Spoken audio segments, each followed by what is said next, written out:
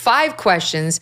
They're very interesting. What the hell's going on with juror 25? Just to, as point of clarification, the jurors have their numbers from voir dire, so it's not that they have 25 jurors, but like they have their numbers. It doesn't mean there's 25 jurors. There are 12 jurors, 8 men, 4 women.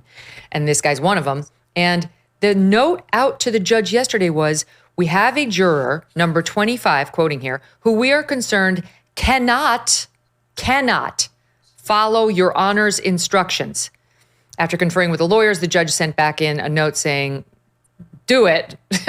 do it anyway. Like saying, I reviewed your note. I remind every juror of their duty to deliberate and their obligation to follow my instruction in the law. With that instruction in mind, please continue deliberating. And they did. What does that mean? This guy, veterinarian, 51, Hispanic, PhDs in macroeconomics and something else, molecular biology, I think, has a domestic partner who's male and who is a graphic designer, lives in New York, goes to the opera, watches nature documentaries, may or may not be climate change, they said. And I don't know. I don't know what to make of this. He doesn't sound like somebody who can't speak English, who can't understand things. He definitely can follow the instructions. So what do you glean from this? Matt, I'll start with you. Well, first of all, it's the worst nightmare for any prosecutor when you've got a comment from the foreperson right away, a note to the judge that somebody's not deliberating. My guess, Megyn, just from a whole bunch of jury trials and a lot of speculation, since they didn't give us anything else, is it sounds like you went back and announced his verdict. If I had to guess, you went back and either said, I don't want to talk, I don't want to deliberate, this guy's guilty, or this guy is, I'm not convicting no matter what. That'd be my guess. He came in and very strongly announced an opinion at the very beginning, which prompted the foreperson to say, hey, you got to deliberate, dude. We got to talk about this. That's my guess. And I know getting notes like that, Art and I both probably have PTSD from many years of doing it. From the defense side, that's you love seeing that. From the prosecution side, you have a problem right at the outset. So hopefully they straighten. Do you agree with that, Arthur?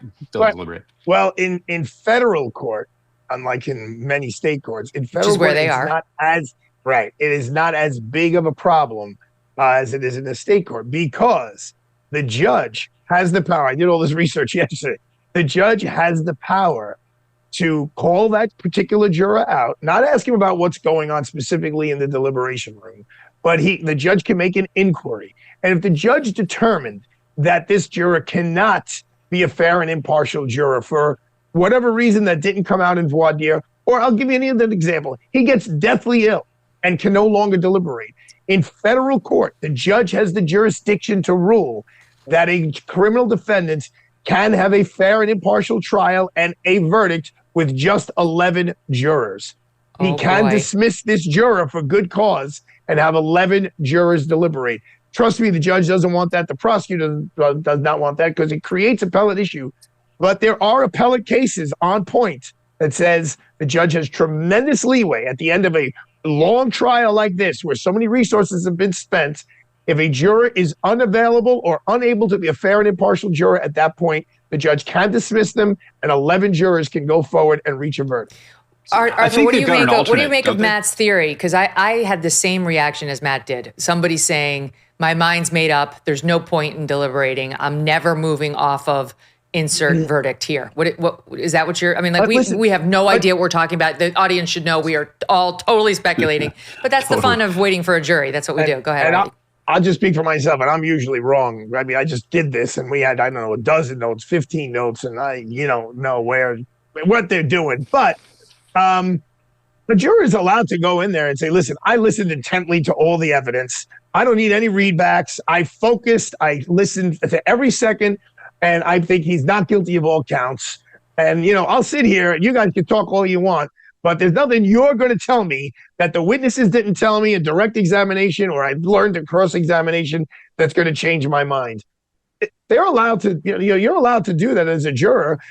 You can't say, I'm not going to find him guilty because he's a black man, and I think black men have been so demonized in society, so that's what my verdict is. You can't do that because now you're not finding a verdict based on the evidence, which is what the judge's instructions are.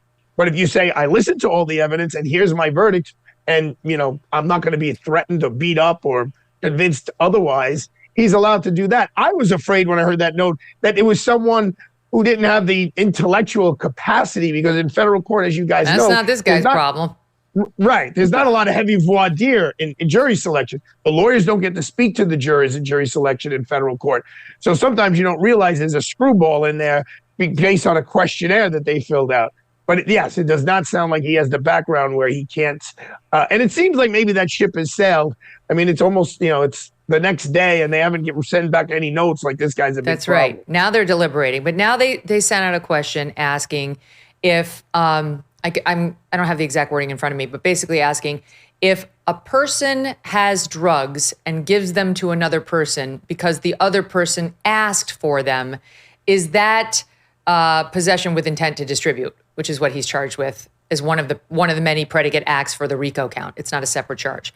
I mean, I think we can all agree the answer to that is yes. It is. That is, you're toast. The answer is yes. So substantively, the answer back to the jury is basically good for the prosecution, but they didn't answer back to the jury like that, Matt. They just said, the judge is so annoying, I'm sure the jury's feeling it. He just said, oh, you have a question about my instructions? Please consult my instructions.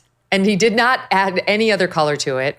And then the most interesting note, that to me at least suggests, because if you look at the verdict form, I don't know how they're going after this. If you look at the jury instructions, they talk about the predicate acts, and they may just be going through the jury instructions. If you look at the verdict form, it starts with RICO, guilty or not guilty. And only if they check guilty do they go on to have to consider each one of the predicate acts, including in possession with intent to distribute. So if they're just going off the verdict form, then that might tell us that they're on a guilty for racketeering. But if they're going off the jury instructions, then they might just be kicking around all the predicate acts before they get to guilty or not guilty on RICO.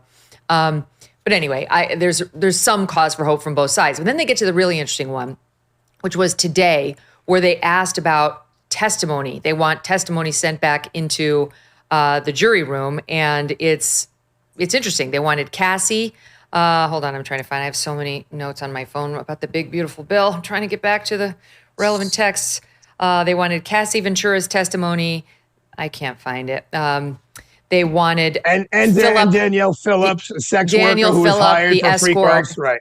They wanted information about what happened at the Hotel Intercontinental, which is where she was beaten in the middle of a freak-off and dragged back in there. All of that would seem potentially to be good for the prosecution, but again, we don't know crapola. Your thoughts on it, guys? Well, having just done a 2-month trial and these notes the Harvey trial, just in case people are wondering now. It didn't go Arthur's way, but he did a great job. It kind of went my way. We beat the 2 top counts. We did all right. It's up to the sentencing. We could go, if the judge sentences him the way he should be sentenced, then we went from 23 years to a lot better, and he can see the light at the end of the day, at least in New York. Anyway, what we ended the day with, after all the notes would come in, was who the F knows? Like, who the F knows? I mean, I've tried more cases than I can count, and I've been so wrong so many times. And then, we get to talk to jurors sometimes afterwards, and when you hear from them why they ask certain questions, you're just horrified. like, wow, I really don't know what I'm doing. Like they're thinking they're looking at things in such a different way than we do as lawyers, because they're electricians and school teachers and school bus drivers. Okay, but wait, I don't mean to cut you off, but I do want to get to what they're asking about, because I think it's somewhat telling. Okay, the first one is Cassie Ventura's testimony regarding the Intercontinental. Her testimony concerning the events at Cannes and those that immediately followed. Via USA Today, here was that testimony in part. A former assistant, Mia, she had testimony that in 2012, she witnessed a discussion between Combs and Cassie Ventura escalate at the premiere of the Brad Pitt film Killing Them Softly during the Cannes Film Festival. Claims she saw Combs grit his teeth while digging his nails into Ventura's arm, eventually insisted that Ventura leave, which she did. At the festival, Ventura testified she got into an argument with Combs. He accused her of taking drugs from him. He kicked her off the boat they were staying on. She testified she returned to the U.S. on a commercial flight, trading seats with another passenger because she didn't want to sit next to him, but he switched too, ended up next to her. At that point, he pulled up the freak-off video on his computer, which she thought he deleted, played them on his laptop while others were around. She worried he was going to embarrass her and release them. I felt trapped. How do you get out of this situation? Ventura testified. When they landed in New York, they went to dinner. Combs told her he wanted to have a freak-off, so they did. That was that one. Her testimony regarding the freak-offs with Daniel Phillip. And Daniel Phillip was this escort who said Ventura asked him, forgive me, audience, to urinate on her. She was the one who asked me to do it. She asked me if I'd done it before. She told me to do it. I was doing it wrong because they both told me that. Also said he witnessed Combs become violent with Ventura, leading him to experience erectile dysfunction for the first time. Said, my thoughts were, this is a man with unlimited power. Even if I went to the police, I might still lose my life.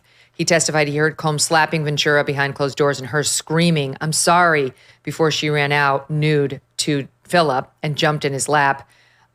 He said he asked her why she stayed with him despite the real danger of doing so. None of this is great. This is not great for Sean Combs, guys. Your thoughts? No, you don't want to hear that. When you're the defense attorney and you hear this in the courtroom and you hear some of these readbacks, it's not fun. And your instinct is you want to jump up and you want to say something, you want to object, you want to counter argue, and you're not allowed to do anything except just sit there. So it's not a good time. It's not a good time. It also sounds, Megyn, like they're working through the sex trafficking. And what's interesting legally on that is, remember, sex trafficking is both a predicate for the RICO charge and also a substantive charge in its own right. But that requires force, fraud, or coercion. So those are pretty broad terms, and it seems to me that goes right to that issue. Are we talking about force? What is she afraid of? What's he making her do? So, I think the encouraging thing for the prosecution in this is it appears like they're taking their task really seriously and that they're methodically going through the evidence, which is always something that you want to see after a long case like this. They want to hear the part about him threatening her with the freak off video, the part about the escort hearing Diddy hit her behind closed doors, and how scary he was. I mean, I'd be worried right now if I were the defense. But again, huge that's caveat. Coercion. That goes to the coercion Matt was just talking about. Since President Trump was sworn in, his administration has made enormous progress at a breakneck pace. But don't forget, while they are moving mountains for the good of the nation, you've got your personal savings to worry about. And one of the best ways to look after your savings is through diversification, particularly with gold, like from Birch Gold Group. In the past 12 months, the value of gold has increased by 40%. And Birch was an advertiser on this show 12 months ago. If you had purchased then, you'd be 40% richer today. Now's the time. Central banks continue to bolster demand for gold by burying in record quantities. Global instability and tension is high, and Birch Gold makes owning physical gold so easy. Easily convert an existing IRA or 401k into a tax-sheltered IRA in physical gold, or buy some to store in your home safe. Just text MK to the number 989898, and Birch Gold is going to send you a free info kit on gold. Look into it, see if it's right for you. There's no obligation, just useful information to help you make a decision. With an A+ rating, with a Better Business Bureau, and tens of thousands of happy customers, take control of your savings today. Text MK to 989898. Thanks so much for watching. If you like what you just saw, hit the subscribe button for more clips and full episodes.